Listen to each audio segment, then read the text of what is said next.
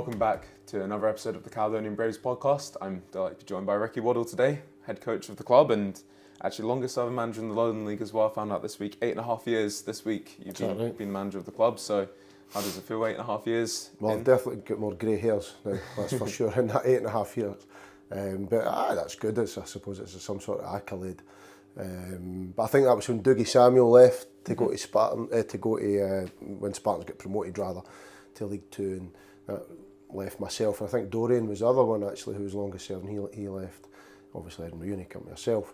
I suppose it's a good thing, yeah. Mm-hmm. So in this podcast we'll sort of split into two. I think we'll go into a bit about you and your career, and then a bit more current about the Braves this season, looking how we've gone. So we'll just briefly mention there, looking back to the start of your career then, started off with Fulham, your professional career. So how did you get into the club there? Well, I'll tell you the long-winded story. So when I left school, I actually left at 16, and kind of more or less my first opportunity, and my mum and dad were really supportive in everything that I'd done, and I said, look, I wanted to be a football player. I was single-minded in that sense. I was never the best player, but that was something that I wanted to do. And so actually at 15 I was playing with Stennismuir, and it was on the back of, it was a local guy from the village that I grew up in. He saw me practice, and I used to practice every day, just myself. And he came to me, he was walking his dog, and he says, I've got contacts in Stennismuir, would you like me to try and get in there? So long story short, I managed to get in for a trial in there. They signed me, and then, but obviously Stennismuir was a part-time club at the time, so I wanted to try and become a full-time player. And like I said, I left school at that point. I was 15 then, left school at 16, and didn't have a job or nothing. And my dad had actually offered to speak to somebody about being an apprentice electrician, and I decided against that. And looking back, it was quite a big decision because it was obviously a good career move. But I thought, no, I want to be a football player. That's what I want to do. I feel I've got the attributes. So anyway, I wrote to Falkirk. There was a Falkirk scout who initially approached me, and then apparently I found out laterally that he had left, and then it kind of went quiet. So I just wrote to a guy called Ian McIntyre, who was the head of youth at Falkirk, and this is when youth football was just kind of becoming pro youth as it's known now. So he offered me in to come in for a trial, and I played a couple of games, and then they signed me. And like I was saying here, they had to buy me from Stennismuir, so I think they paid £500 and a bag of balls, which Ian, every time I see him these days, which is not very often, he always reminds me of the fact that he always calls me a derogatory name and says, yeah, so-and-so. £500. It cost me £500 and a bag of footballs to Stennismuir to buy you at 16-year-old. So from that, it was Falkirk for the next few years. So that's where I started my apprenticeship at Falkirk as a football player. So did you always feel quite fixated on becoming a footballer even from that young age? Yeah, I really was.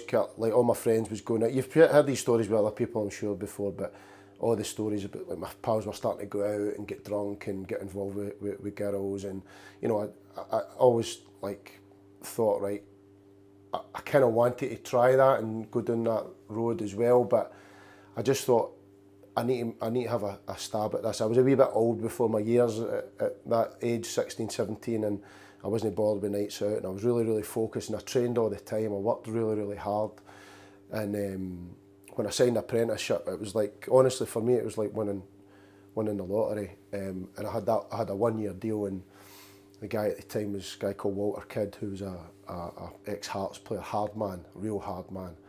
But what looking back was one of the best things that happened to me in my career, because he taught all the guys kind of real work ethic and a real value of, you know, you work hard, you've got to merit your chance in the first team. And it was in the days where you used to have to clean everything within the stadiums, the boots, the balls.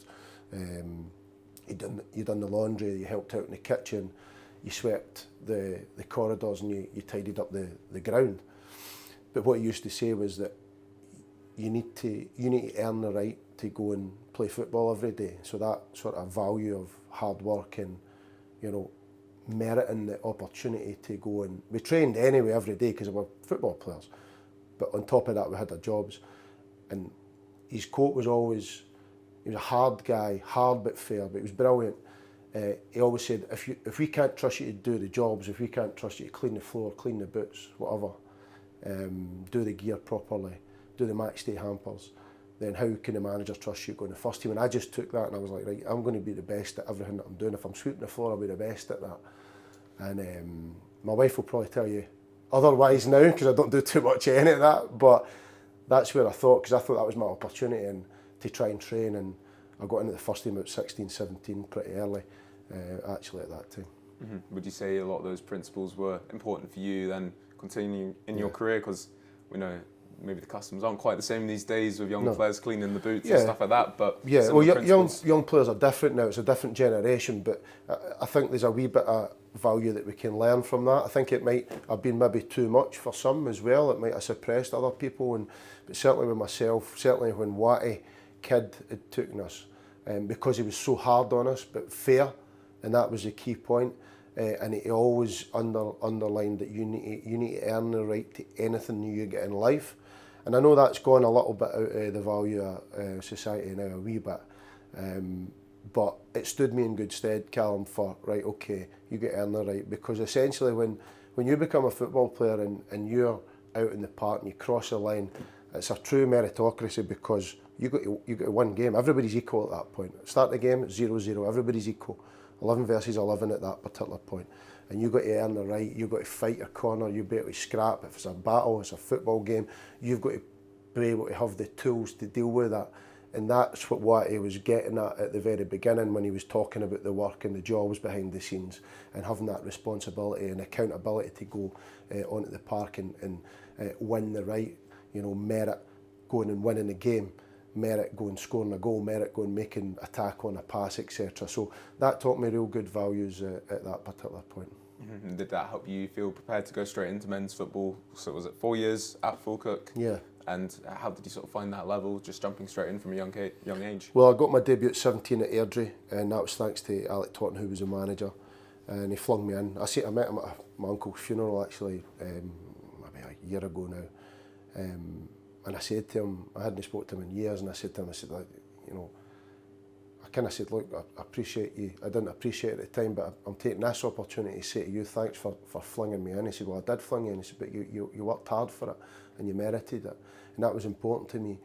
But I remember at 16 starting to train. So what I'd always said to us is, like, if you're not training with the first team, you need to be the loudest, you need to be the busiest, you need to work your hardest to catch the eye of the person who's taking the reserves at the time, or the youth team basically, who was not training, was training next to the first team but wasn't training with the first team. And there was a guy called Tam O'Neill who latterly went to Celtic, who was a good guy, and he always used to kind of come down on us like that as well. And so I thought, I need to get training with this first team. And I got the opportunity, they flung me training, and it was a sink or swim moment, because in that particular group of players, it was all older school players, but really good players. Barry Ferguson's brother Derek Ferguson was playing, Chris McCart, these guys you might not know, but boys who'd played at a really top level, but they were real experienced, real hardened players.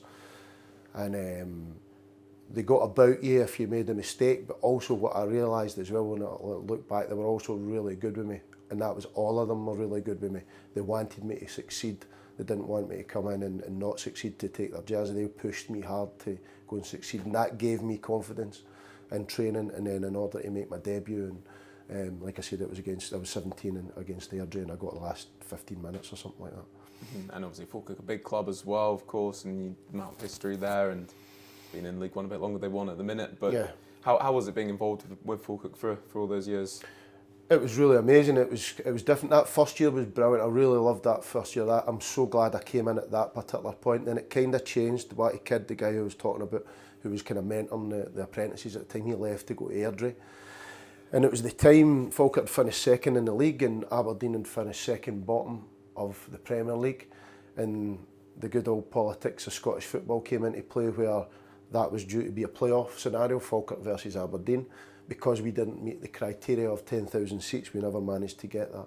And I know, thinking about it retrospectively, that changed everything at Falkirk, because they'd had a good group of players, and then they moved them all on, and they brought in another group which was a bit of a younger type. They weren't young players, but they were younger type.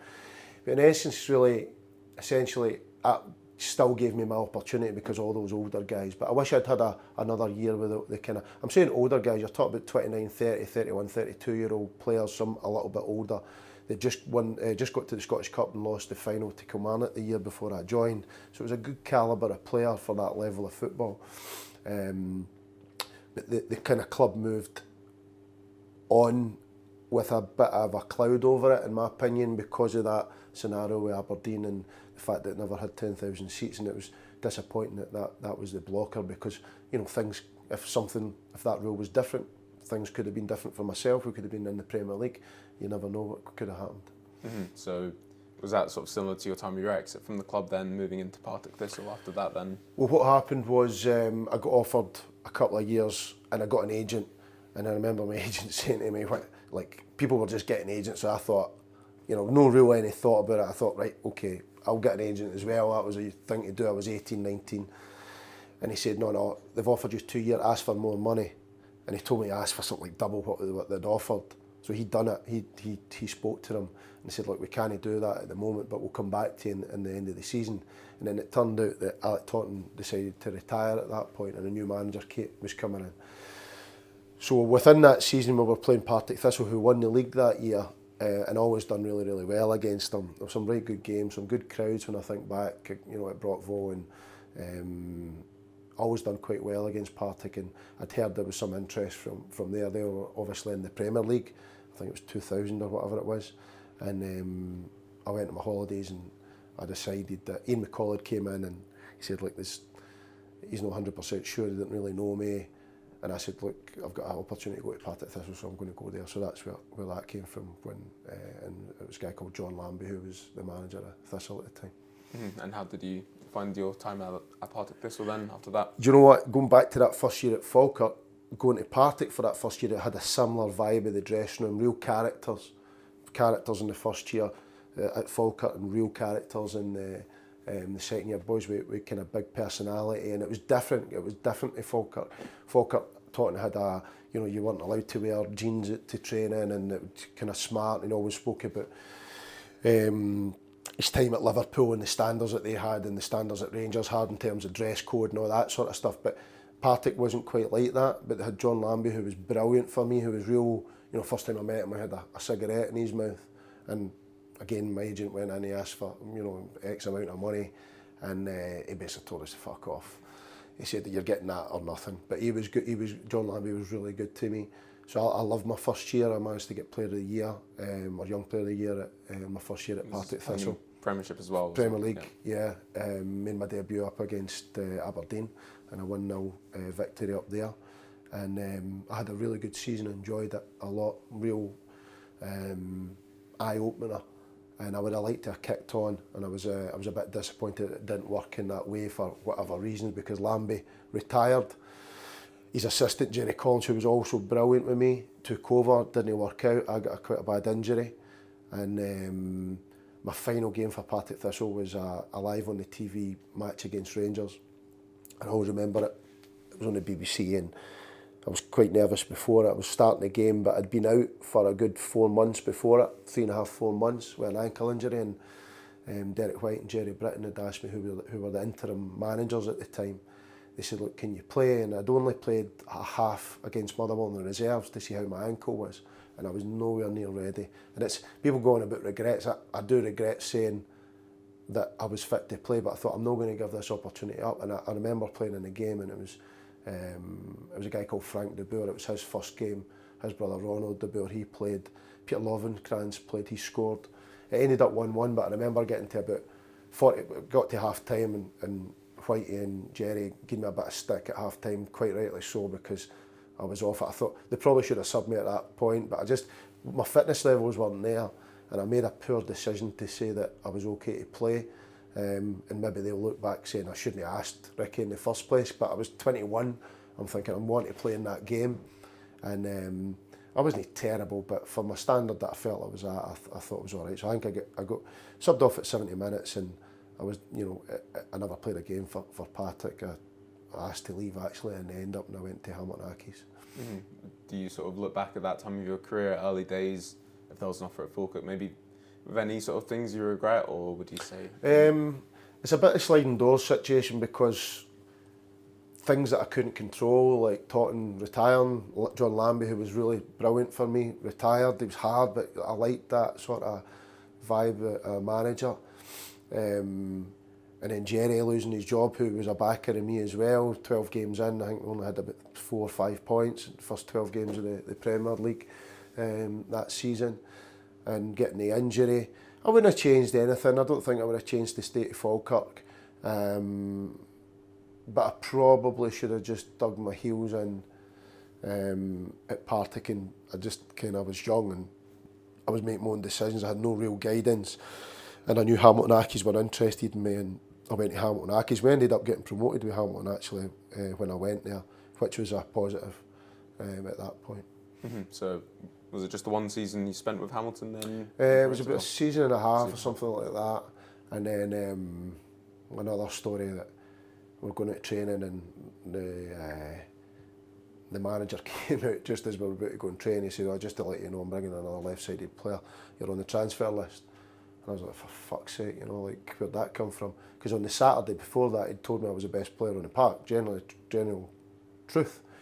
And we played St Johnstone up at McDermott. It was a 1-1 draw or something like that. And I played quite well, and he praised me in front of everybody. And then, strange, on the Monday, he'd said to me that. And just funny how football works sometimes. So I thought, right.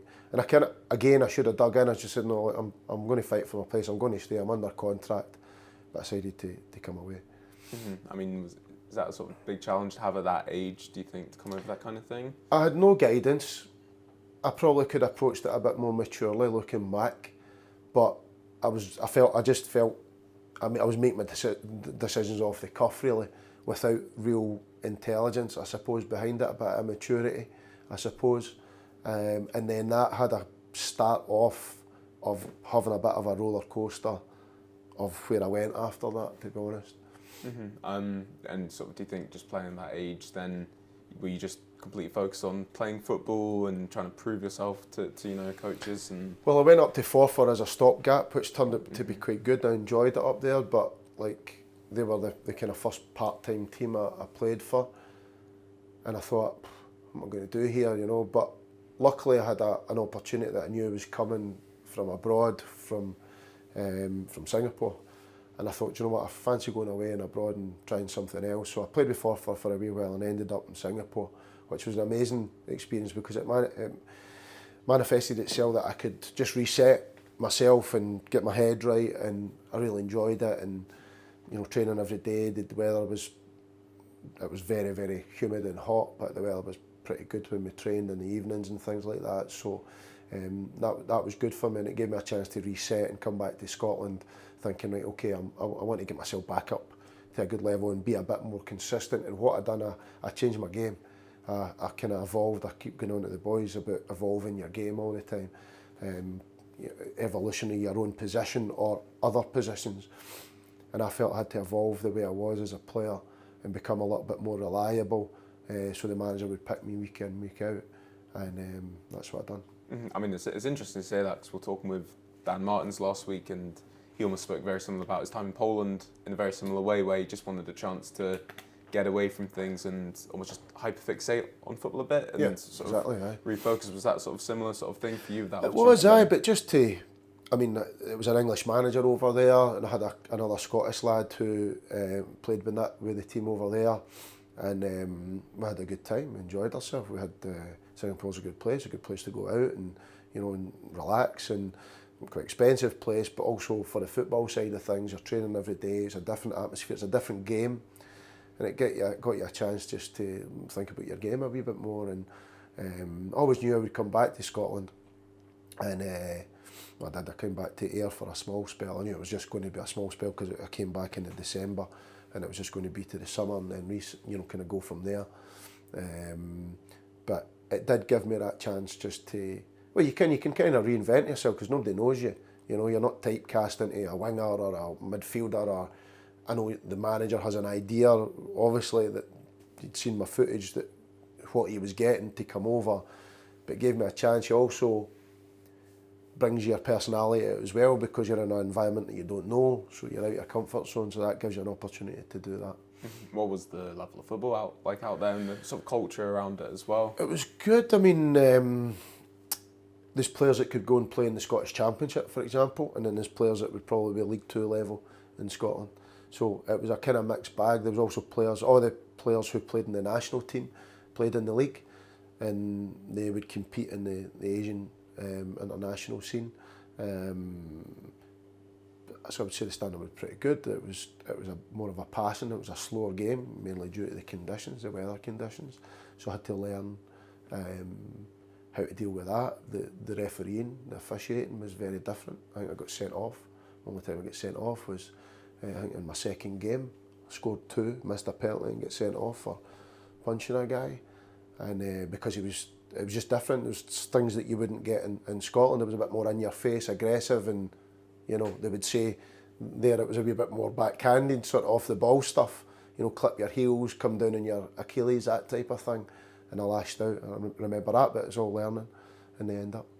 Are those experiences something that you're glad you've had with maybe more rounded? I feel like Scottish football can be quite, you know, in on itself in a way, if you know what I mean. It's quite... It's the most insular environment, definitely. So would you say having sort of a different perspective as well was beneficial to you? Yeah, 100%. And obviously I came back and played in the level I felt I was, which was Scottish Championship for Airdrie and Clyde. And then Airdrie and Clyde at the end up twice. I've got that in my notes, Clyde.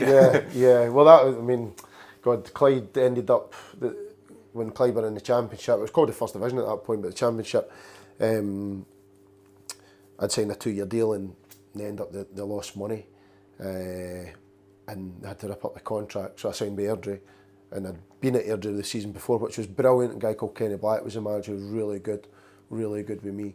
And we played some brilliant football that year, and I really enjoyed that year. That was my year kind of coming back from Asia at the time, and I kind of set my stall out at that time. That was the thing. And then the final episode at Clyde was the kind of I suppose my start of me starting to think about coaching. In fact, I'd been thinking about coaching since I was about 25, to be honest with you. I started coaching out in Singapore when I was out there, but just kiddie stuff and you know grassroots level stuff, obviously.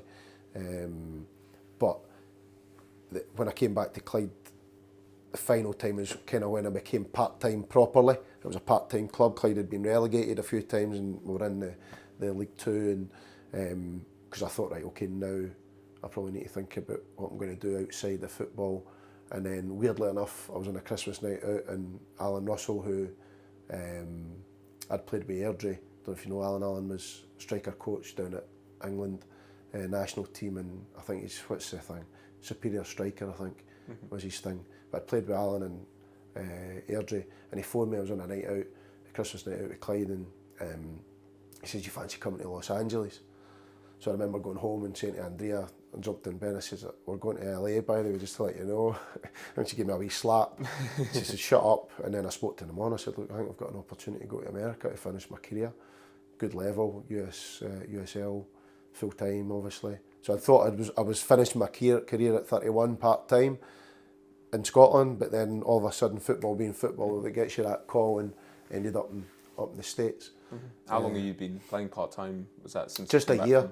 Just a year, because Airdrie and Clyde were both full time at that point.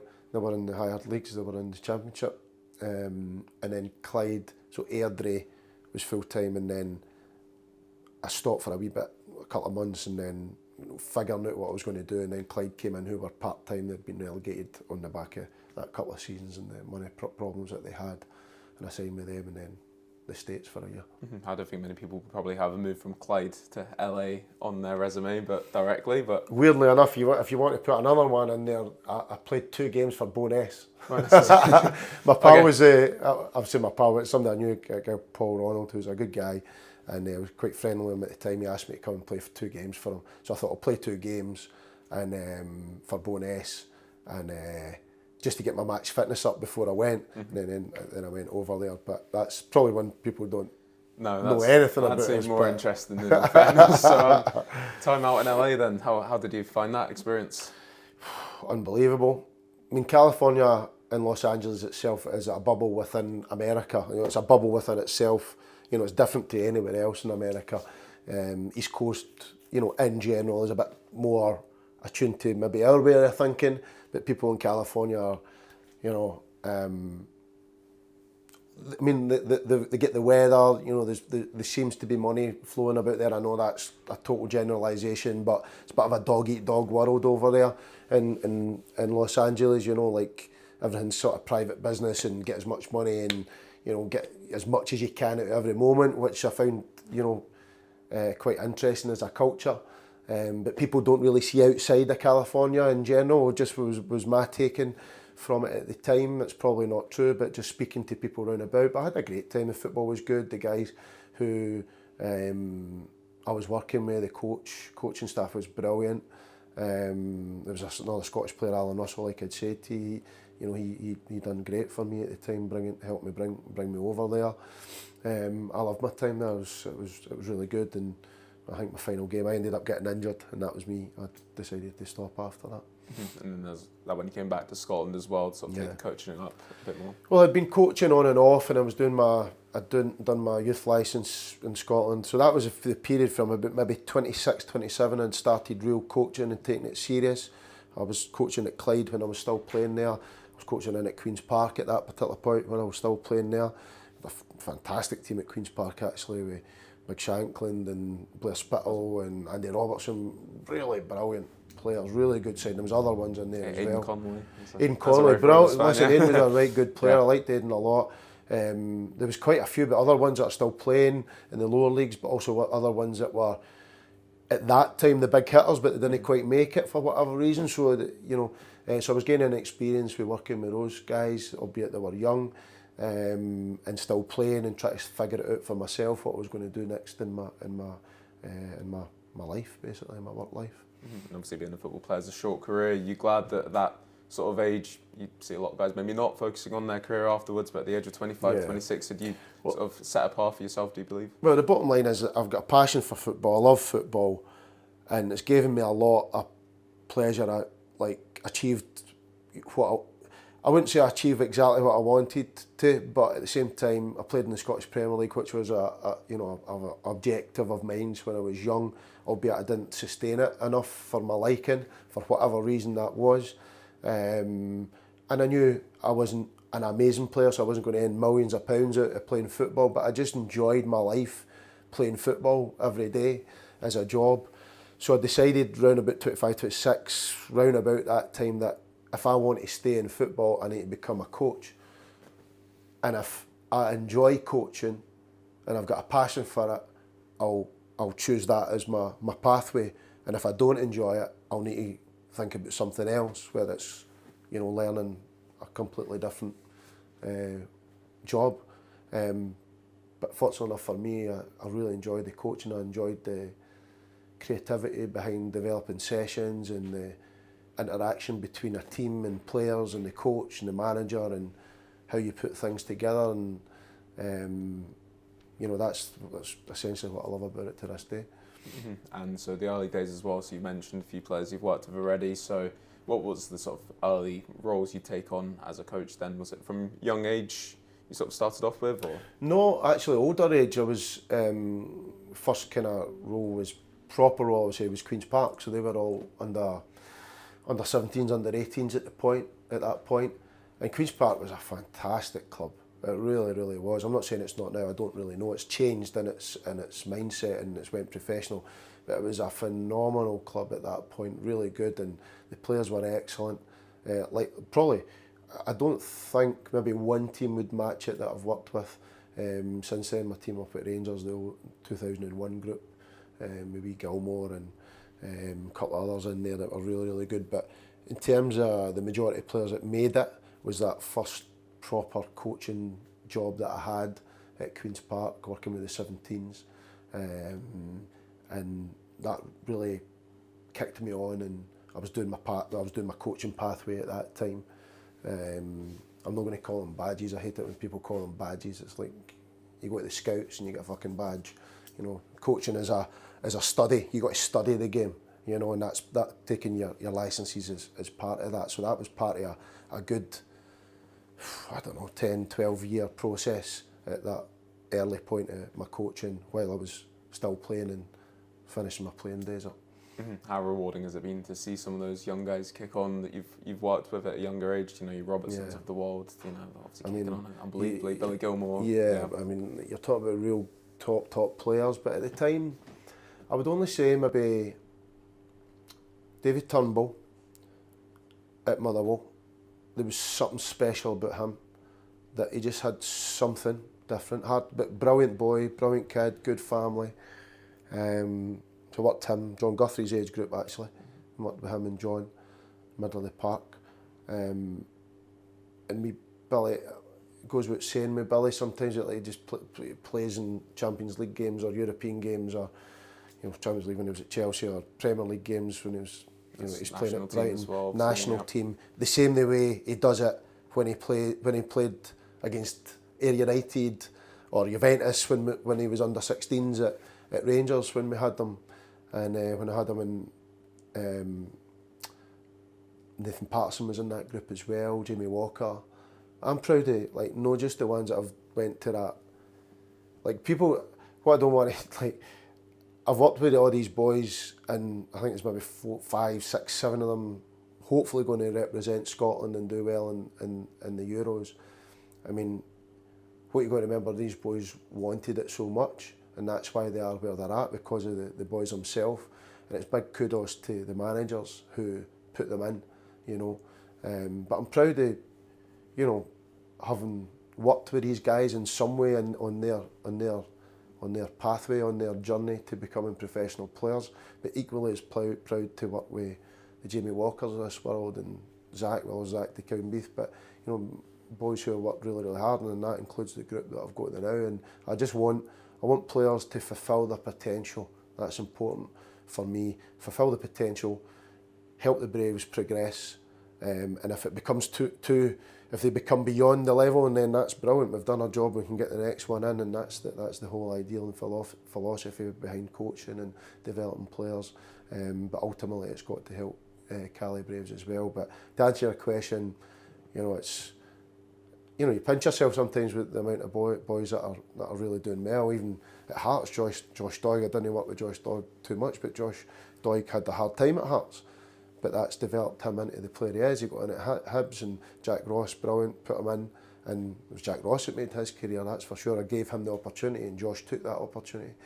So yeah, when I look at all those guys, anybody who I've worked with at any level who's still playing, putting a jersey on and playing a game of football on a Saturday, I'm proud to have played a part in their footballing life. Mm-hmm. Could you see with a lot of these really young, talented guys that age, obviously, I'm sure someone like Billy Gilmore, for example, you mentioned, you immediately see that technique he had, and you've heard guys at Rangers, even in the first team, saying he could step in at a young age. But there's a lot of it mentality as well. These guys working hard despite you're asking that. You're asking that because you know the answer for that, but because it absolutely is. I mean, I can equate that to my own career. That I had that real solid mentality, and somewhere along the way I lost it a little bit. For whatever reason, and then I kind of regained it towards the end of my career. But guys like Billy and Nathan and Turnbull and Robertson and Shankland and Hickey and Doig, they were all brilliant lads, and they were all really hungry for it, and they also had a natural enthusiasm for football. The boys gave me some of them, I would imagine, behind my back, but I use the analogy about like a dog, and if you were to fling a ball or a stick and it sprints to the ball or the stick, and it gets the stick or the ball or whatever you've flung, and it sprints back the way, it's like got this natural enthusiasm about getting the stick and bringing it back. I know it's such a basic example, but those guys had that, you fling a ball in to the playground, or you're flinging a ball into a coaching session, or flinging a ball into anything. They just had that natural enthusiasm to get the ball and want to play, and just play, play with each other on the football, and just really kind of enjoy it and have a standard about themselves. and it was always the challenge. And I love working with those guys because it challenged yourself as a coach. All the best players that ended up there, when I look back, I think myself, when I was coaching them, they were challenging me because not by their mouth or by their demeanour, not in a challenging, aggressive manner, but they challenged me because I had to make sure I put on sessions that were challenging them. So they challenged me in turn for me to challenge them because they were so good at what they'd done. So you had to really think about your sessions and everything that goes into, every ingredient that goes into making a session. It was important for me to go and challenge them and everything that we'd done. But they challenged me to do that subconsciously, if you know what I mean, because they were so good. So yeah. And then you mentioned it already, key for so many young guys then is just getting the opportunity to show what they can do in the first team. And how many players do you see coming through and not getting those chances? And yeah, I mean, there's certainly some good boys. I mean, Lewis Ferguson, my goodness me, over in Bologna, isn't he? There's some good young players in Scotland, and I believe, so that's maybe that generation, but I think the generation coming up, I do wonder, I don't like to be negative at all about Scottish football, it's got a lot to offer.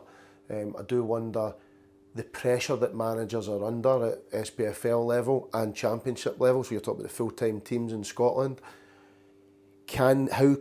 They're squeezing a player in there, unless he's absolutely exceptional. Lennon Miller, for example, at Motherwell's coming in, and he's 17, 18, he's taking it by storm, but I reckon I bet you in each, more or less in each one of those full-time teams, there'll be one player in there that's, you know, a similar to Lennon Miller, relative to the club, and the manager's probably like, it's an element of risk putting that player in because he's inexperienced, and it's not the manager's fault, it's just the Scottish football setup that hinders that a little bit. So you always find that Scottish players that come through, you know, they're probably limited in numbers, but the ones that do get through are top quality players as it stands at the moment anyway.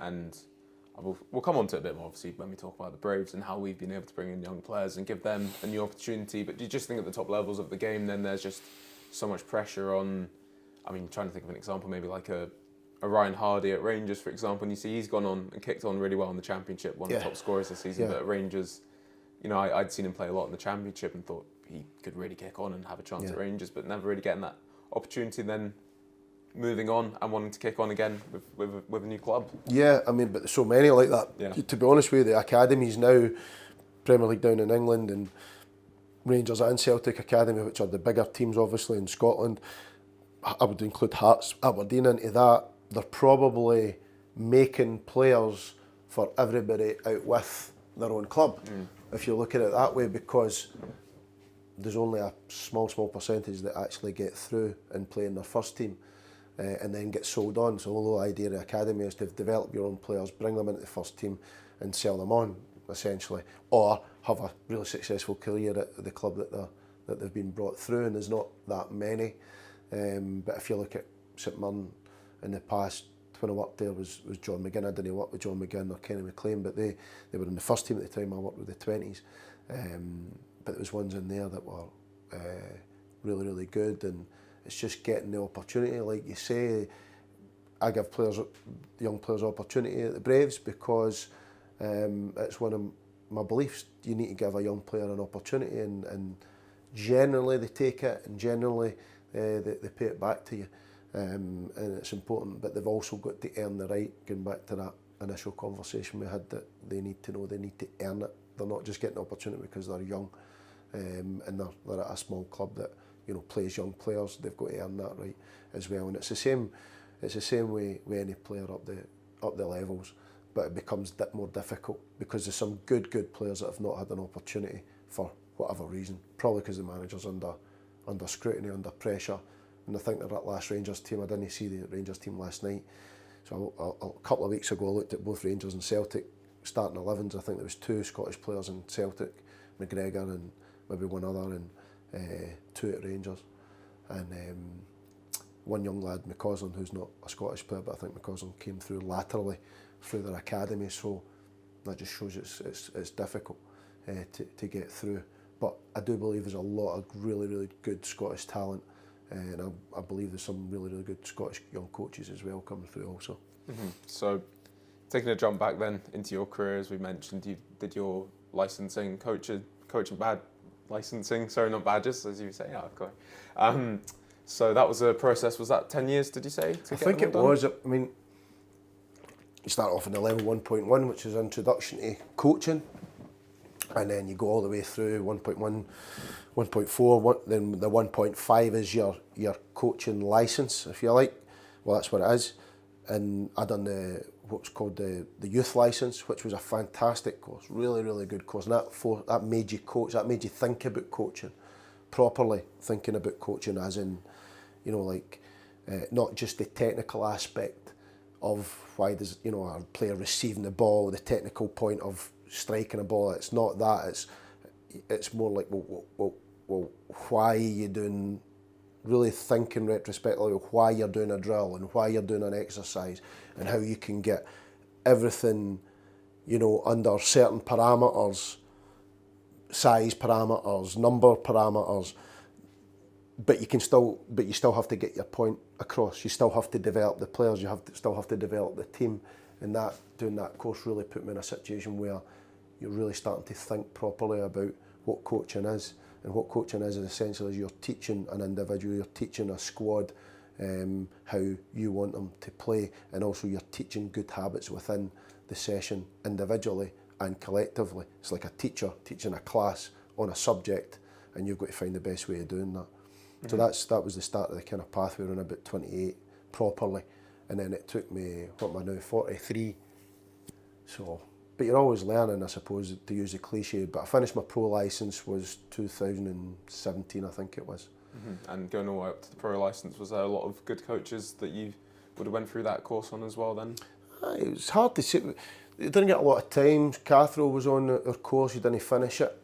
The pro licence was kind of more set towards managing and how you manage and how you deal with a squad, how you think about the culture and think about creating the environment and how you deal with board members, and it was also leadership, and you got a lot of talks on leadership for various, not just football, but various different aspects of the world of politics, and different guys came in and spoke to us. So that focused on that, but the coaching side, A licence, John Kennedy was on the licence, Stephen McManus was on the licence. So there's a good number of coaches. Football's in Scottish people's DNA, so the passion. So you need that passion.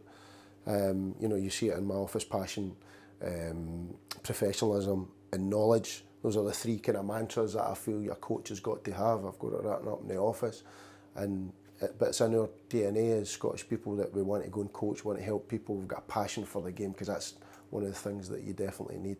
But I believe there's a lot of good coaches, and I think what's happening with coaching now is it's becoming younger. We see our very own Cole Stars, but players are coming out of football early, and they're going into coaching, so they're learning about the art form of coaching. No longer, if you're a good player or you've had a playing career, does that give you? There is still an element of that, but does that give you a divine right to go in to a coaching role? But for me, you've got to do your time. You've got to do your apprenticeship as a coach and as a manager. At some point, I think there's very few that can go in for being a top level player or any player and going straight into management and being a real success. I think you must do your time to learn the trade. Mm-hmm. And what sort of age was it then when you realised you might want to go into the management side of things? Was that something you'd always looked at? To be honest with you, I was just focusing on coaching. So my thought process was, I don't set any kind of mega ambition really to say I want to be the manager of whatever team, right? Because you've got to be realistic as well. But I just loved coaching, and coaching ties in with managing pretty well, because you've got to manage the group, manage the squad, manage the other staff round about you. But coaching in itself, I thought my first protocol was to find out how good a coach I was, find out, challenge myself to go and speak in front of players and put on sessions and deal with other things, heads of youth, and deal with that side of things first before even really thinking about managing. I always fancied it because it feels like the pinnacle. I always thought, right, but I'm not going to search for a job. I always felt, you know, if it happens, it happens. And obviously it ended up happening, and it's not that I was looking for it really. I'll tell you that story shortly, but the first point of view protocol for me was to really learn the trade of coaching and learn about how to work with players and how to see things. You know, it's all very well you know the game or you've played football, but you've got to be able to see it from the side, and you've got to be able to correct it, and you've got to be able to work on it. So there's all these dynamics that go into coaching. That was just my love. I still do have a passion for it. That was my real thing that I wanted to be better at. So I kind of focused on that before I went into obviously managing properly, if you like.